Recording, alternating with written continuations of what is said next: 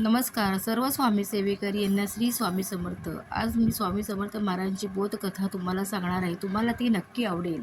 अक्कलकोट गावात गोपाळ नावाचा एक गरीब ब्राह्मण राहत होता.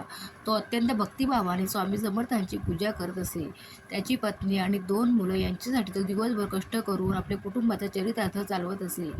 पण एके दिवशी अचानक गोपाळला प्रचंड ताप आला आणि त्याची तब्येत खूप बिघडली.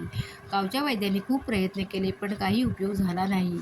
संपूर्ण कुटुंब खूप हादरून गेले, घाबरून गेले.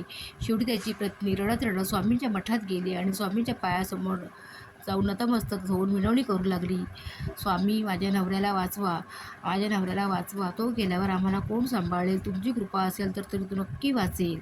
आणि काय चमत्कार, त्याच रात्री गोपाळ जिथे झोपला होता त्या ठिकाणी अचानक मंद वारा वाहू लागला आणि स्वामी महाराजांचा आवाज ऐकू आला, उठ गोपाळा उठ, अजून तुझं आयुष्य शिल्लक आहे. स्वामींच्या आवाजाने गोपाळने ताडकन डोळे उघडले. त्याचा ताप या कथेतून आपण काय बोध घ्यायचा तर स्वामींवर जर निस्सी भक्ती असेल आणि स्वामी समर्थांची जर कृपा आपल्यावर असेल तर कोणत्याही संकटातून, अगदी मृत्यूच्या दरवाज्यातून देखील स्वामी आपल्याला अलगदपणे बाहेर काढतात. तर हा आजचा व्हिडिओ तुम्हाला कसा वाटला तो नक्की कमेंट करून कळवा. आणि तुम्ही जर चॅनलवर नवीन असाल तर या चॅनलला लाईक, शेअर आणि सबस्क्राईब करायला विसरू नका. धन्यवाद. श्री स्वामी समर्थ.